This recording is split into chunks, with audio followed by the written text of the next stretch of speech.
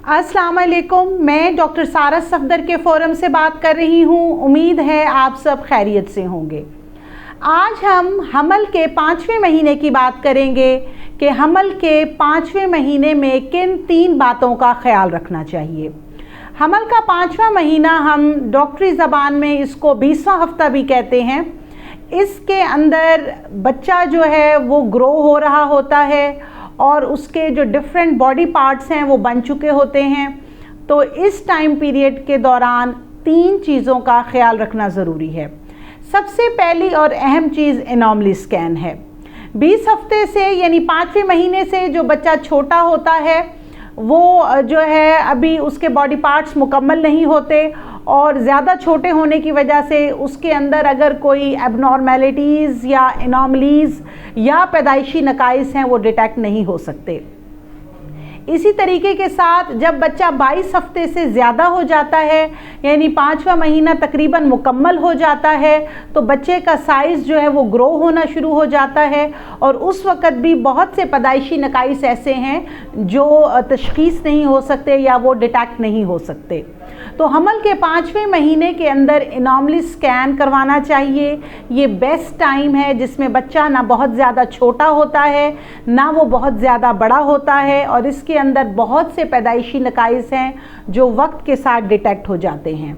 इसमें सबसे अहम चीज़ जो है वो नकल कैविटी डिफेक्ट्स हैं या हराम मगज़ के पैदाइशी नकाइस हैं, जैसा कि बच्चे के कमर पर रीढ़ की हड्डी में फोड़ा होना, जैसा कि रीढ़ की हड्डी का 2 हिस्सों में तकसीम हो जाना, बच्चे की गर्दन के पास फोड़ा होना, बच्चे के सर में पानी होना, बच्चा जो है वो जिस्मानी तौर पर मफलूज होना, जैसा कि उसके बाजू नहीं बने या उसकी टांगें नहीं बनी या उसके हाथ और पाँव की उंगलियां 5 से ज़्यादा हैं या उसके तालू में सुराख है या बच्चे का दिल सही नहीं बना, हार्ट के चैम्बर्स ठीक नहीं है, दिल में सुराख है या बच्चे के पेट में पानी पड़ रहा है या उसके गुर्दों में पानी है। तो बहुत सारे जिस्मानी नकाइस ऐसे हैं जो 5वें महीने में बहुत आसानी के साथ डिटेक्ट हो जाते हैं और ज़ाहिरी बात है जब इनकी तशख़ीस होती है तो फिर आगे जो है वो इसके ट्रीटमेंट की तरफ जाया जाता है कि आया इनका इलाज मुमकिन है या नहीं और इस वक्त ये डिसाइड किया जाता है कि आया प्रेगनेंसी को 9 महीने तक आगे कंटिन्यू करना है या प्रेगनेंसी को यहीं टर्मिनेट करना है, यानी इस प्रेगनेंसी को यहाँ ज़ाया करना है। क्योंकि बाज़ पैदाइशी नकाइस ऐसे हैं जिससे बच्चे मुकम्मल तौर पर ज़हनी या जिस्मानी तौर पर माजूर होते हैं, तो हम इसी स्टेज के ऊपर डिसाइड कर लेते हैं कि इस बच्चे को केस करके जो है हम ज़ाया करेंगे क्योंकि ये एक नॉर्मल बच्चा नहीं है। अब यहाँ मैं आपको बताऊँ कि कुछ नकाइस ऐसे हैं जैसा कि अगर कोई बच्चा ब्लाइंड है या उसके आँख का पर्दा ठीक नहीं बना, ये बहुत माइनर से मतलब छोटे नकाइस हैं, या बच्चे का दिमाग सही तौर पे नहीं बना, वो ज़हनी तौर पर एबनॉर्मल बेबी है, ऐसे नकाइस बाज़ दफ़ा अल्ट्रासाउंड के 5वें महीने भी डिटेक्ट नहीं होते। ऐसे बच्चे जब पैदा होते हैं तो हमल के 6-7वें महीने में जाके वालिदैन को एहसास होता है कि उनका बच्चा बाकी बच्चों की निस्बत जो है वो ज़रा पीछे है। तो हमल के 5वें महीने में 80 से 90% पैदाइशी नकाइस जो हैं वो पकड़े जाते हैं, जिसमें ज़्यादातर जो जिस्मानी नकाइस हैं वो बहुत वाज़ेह तौर पर डिटेक्ट हो जाते हैं। मुमकिन है कि कुछ लेस दैन 10% यानी 10% से कम नकाइस ऐसे हों जो आम तौर पर ज़हनी नकाइस दिमाग के मसाइल होते हैं या फिर वो बॉडी पार्ट्स कोई ऐसे होते हैं कि उनमें अंदर कोई माइनर सा डिफेक्ट होता है, वो जो है तशख़ीस नहीं हो सकते। तो हमल के 5वें महीने में जितनी भी हामला ख़वातीन मुझे सुन रही हैं वो अपना एक डिटेल स्कैन कराएंगी जिसको हम एनॉमली स्कैन कहते हैं, जिस पे हम बच्चे के अंदर जो है वो पैदाइशी नकाइस को पकड़ने की कोशिश करते हैं और ये तफसीली अल्ट्रासाउंड है और ये हर हामला खातून में होना ज़रूरी है।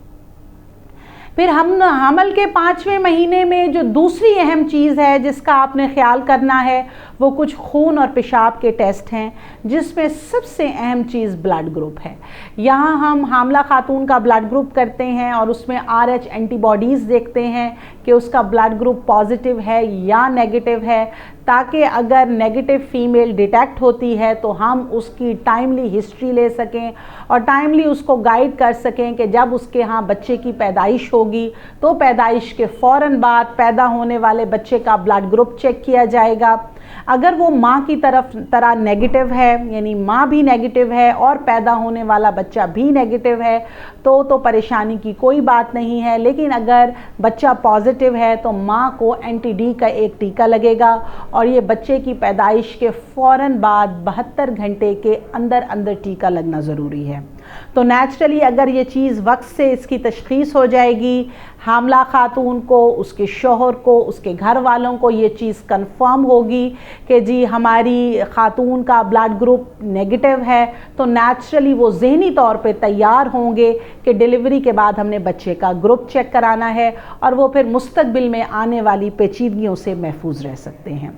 اس کے بعد جو دوسرا اہم ٹیسٹ ہے وہ سی بی سی کی رپورٹ ہے، جس میں ہم ایچ بی لیولز دیکھتے ہیں، اور ایچ بی لیولز اگر کم آتے ہیں تو ہمارے پاس 5ویں مہینے سے لے کے 9ویں مہینے تک کافی 4-5 ماہ کا وقت ہوتا ہے، اور اس ٹائم کے دوران ہم ڈائٹ کو امپروو کر کے، اورل میڈیکیشنز دے کے یا آئی وی آئرن کے ٹیکے لگا کے خون کی کمی کو پورا کر سکتے ہیں، اور ہم حاملہ خاتون اور اس کے گھر والوں کو کاؤنسل کر سکتے ہیں کہ کس طرح آپ خون کی کمی کو ٹائملی پورا کر سکتے ہیں۔ پھر اس کے اندر ہیپاٹائٹس بی اور سی کے ٹیسٹ کیے جاتے ہیں، حاملہ خاتون کا شوگر لیول دیکھا جاتا ہے۔ حاملہ خاتون میں جو شوگر لیول ہے وہ بہت زیادہ اہمیت کا حامل ہے، کیونکہ اگر شوگر ہائی رہتی ہے تو اس کا جو ہے یہ اگلے 2-3 ماہ کے اندر بچے کے اندر بہت سے مسائل پیدا کر سکتی ہے۔ حاملہ خاتون کے اندر جو تھیلی کا پانی ہے وہ کم یا زیادہ ہو سکتا ہے، پیٹ کے اندر بچے کو نقصان ہو سکتا ہے، تو شوگر لیولز ہم اس سٹیج کے اوپر چیک کرتے ہیں اور اکارڈنگلی شوگر لیول کے لحاظ سے ہم حاملہ خاتون کو ڈائٹ سے متعلق بھی کاؤنسل کرتے ہیں، اور اگر اس کو کسی میڈیسن کی ضرورت ہے تو وہ میڈیسن بھی دی جاتی ہے۔ اگین ہیپاٹائٹس بی سی میں نے کچھ دیر پہلے آپ سے ذکر کیا، یہ بھی ضروری ہیں۔ اگر حاملہ خاتون ہیپاٹائٹس بی یا سی پازیٹیو آتی ہے تو پھر اس کی ہسٹری لی جائے گی اور اس کو پھر بچے کی پیدائش کے بعد جو ویکسینیشن ہے ہیپاٹائٹس بی اور سی کی، اس کے متعلق گائیڈ کیا جائے گا۔ پھر آخری جو ایک اہم ٹیسٹ ہے وہ یورین کمپلیٹ ہے، چھوٹا پیشاب مکمل دیکھا جاتا ہے، جس میں اہم چیز جو دیکھی جاتی ہے کہ پیشاب کے اندر پروٹینز یعنی چربی تو نہیں آ رہی، پیشاب کے اندر شوگر لیولز تو نہیں ہیں، یا پیشاب کے اندر جو ہے وہ نائٹریٹس تو کرونک پازیٹیو نہیں ہیں، جو chronic infection U T I urinary track infection کی ایک علامت ہے۔ تو یورین کے کمپلیٹ ٹیسٹ کرنے سے بہت ساری امپورٹنٹ چیزیں ڈاکٹر کے سامنے آتی ہیں، جس سے متعلق وہ مریض کو گائیڈ بھی کریں گے اور اس کی میڈیکیشنز بھی اکارڈنگلی وہ لکھیں گے۔ تو حمل کے 5ویں مہینے میں جو دوسری اہم چیز ہے وہ تمام بیس لائن ٹیسٹ ہیں جو اس سٹیج پر ہر حاملہ خاتون کو ضرور کرا لینے چاہیے۔ پھر سب سے آخری اور تیسری اور اہم چیز بچے کی حرکت ہے۔ حمل کے 5ویں مہینے سے حاملہ خاتون کو بچے کی حرکت عام طور پر شروع ہو چکی ہوتی ہے، اور پہلا سوال ہم ڈاکٹرز کا یہی ہوتا ہے کہ کیا آپ کو بچے کی حرکت ٹھیک محسوس ہوتی ہے۔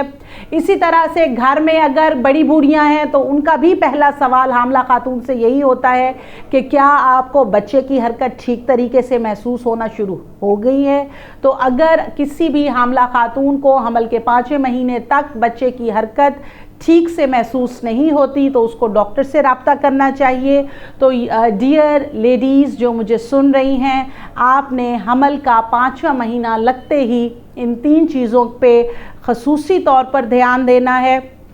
اور جیسے میں نے آپ کو گائیڈ کیا ہے اسی حساب سے آپ نے ان 3 چیزوں کا خیال رکھنا ہے۔ اگر اس سے متعلق آپ کے ذہن میں کوئی سوال ہے تو آپ کمنٹ سیکشن میں مجھ سے پوچھ سکتی ہیں، اور آن لائن کنسلٹیشن کے لیے میرا نمبر اسکرین پہ شو ہو رہا ہے۔ Thank you so much.